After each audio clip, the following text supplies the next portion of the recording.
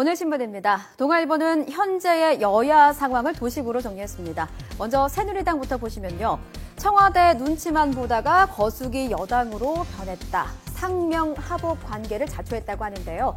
집권 1년차의 특성을 감안하더라도 155석이나 가지고 있는 집권 거대 여당이 너무 무기력한 게 아니냐는 비판이 나오고 있습니다. 무게추가 한쪽으로 쏠릴 수밖에 없는 이유 확인해 보겠습니다. 자, 화살표를 좀 따라가 볼게요. 청와대에서 내려간 화살표, 황우여 원내대표와 최경환 원내대표에게로 향합니다. 방침을 전달하는 건데요. 수시로 통화도 한다고 합니다. 실제로 많이 거론된 인물들이죠. 윤상현 원내수석 부대표와 김태흠 원내대변인에게 방침이 하달이 되는 겁니다. 수시로 조율이 이루어지고 나면 새누리당 의원들에게 방침이 전해지게 되고요. 공개 반발은 없다고 하네요. 일사불란한 움직임이다. 이런 표현을 썼는데 이 비주류 중진을 중심으로 목소리가 나오긴 하지만 결기가 약하고 공감대가 적어서 반향이 적다고 합니다. 반면 야당은 어떨까요? 또 도진 집안 싸움. 안철수 당의 텃밭이 휘청인다. 내후 외환에 시달리고 있는 모습을 이렇게 표현했는데요. 화살표가 좀 여당보다는 복잡합니다. 우선 좀 살펴보면요. 민주당은 친노와 비노 진영 간의 갈등이 위험 수위에 달해 있다는 분석입니다.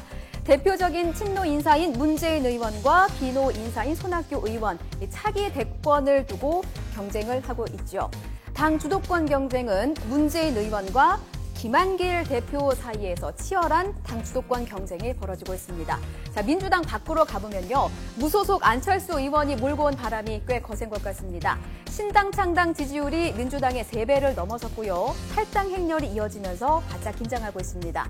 야권의 주도권을 놓고는 안철수 의원과 김한길 대표가, 또 차기 대권을 놓고서는 문재인 의원과 안철수 의원이 맞서고 있는 상태입니다. 여야 모두 수론과 갈등에 빠진 형국인데요. 어떤 방법으로 어려움을 타개할지 지켜봐야 할 것 같습니다. 이어서 조선일보입니다. 혹시 뒤통수도 성형을 한다는 말 들어보셨습니까? 저는 오늘 조간을 보면서 처음 알았는데요. 이마에 보형물을 넣고 턱을 깎는 성형을 넘어서 이제는 뒤통수까지 부풀리는 성형공화국. 무슨 이야기일까요? 요즘 강남에서 티 안 나게 예뻐지는 미용 수술이 입소문을 타고 있다고 합니다. 자, 그림 보시면요. 45분만 수술대에 엎드려 있으면 뒤통수가 이렇게 볼록하게 나오게 되는데요. 보형물을 넣는데 일명 본시멘트라고 해서 다 굳기 전에 의사가 머리 모양을 만든 거라고 합니다. 성형외과들의 주장은 이렇습니다. 여태 2,000명 이상 수술을 해도 부작용이 없었다. 그런데 대학병원 성형외과와 신경외과 교수들의 의견은 다릅니다. 수술 중에 기도 확보가 안 되면 환자가 사망할 수도 있고요. 본시멘트가 굳을 때 열이 100도까지 올라가기 때문에 환자가 경기를 일으킬 수도 있다고 합니다. 원래는 총상이나 불의의 사고, 또 기형을 교정해주기 위해서 고안된 수술법인데 모자를 예쁘게 쓰기 위해서 혹은 은근히 예뻐 보이는 뒤태를 위해서 수술대에 오르는 분들이 있는 것 같습니다. 저도 뒤통수 할 게 많이 나오진 않았는데 이런 수술은 필요 없을 것 같습니다. 문제는 목숨을 담보로 한다는 점 기억하시기 바랍니다. 한겨레입니다. 삼성과 상속을 둘러싼 이건희 삼성전자 회장과 이맹희 전 제일비료 회장의 소송. 재벌가답게 떠들썩했죠. 평행선을 달릴 것만 같던 분위기가 미묘하게 변한 것 같습니다. 이맹희 전 회장 쪽에서 화해 의사를 내비쳤고요. 이건희 회장 쪽의 답변을 기다리고 있는 상태라고 합니다. 사실 1심에서 이건희 회장이 승소했다고는 하지만 차명 주식 의혹이 부각되면서 큰 부담을 느끼는 것으로 알려졌는데요. 차명 주식과 관련해 2심 재판부가 어떻게 판단할지도 모르고 이건희 시대의 초기 치부가 새삼 부각될 수도 있는 것도 부담으로 작용하고 있다는 관측이 나오고 있습니다.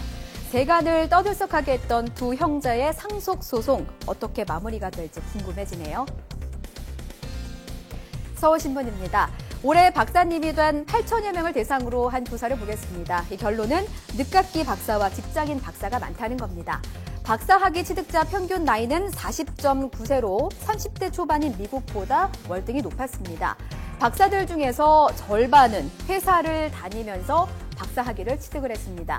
이 같은 결과는 박사학위에도 질 관리가 필요하다는 지적을 불러왔는데요. 직장인 박사는 학업에 전념한 사람보다 평균 3편이 적은 논문을 냈습니다. 국내 대학원의 경쟁력 제고를 위해서 학업에 전념할 수 있는 학습 환경을 만드는 등 질 관리 방안이 필요한 것 같습니다. 지금까지 오늘 신문이었습니다.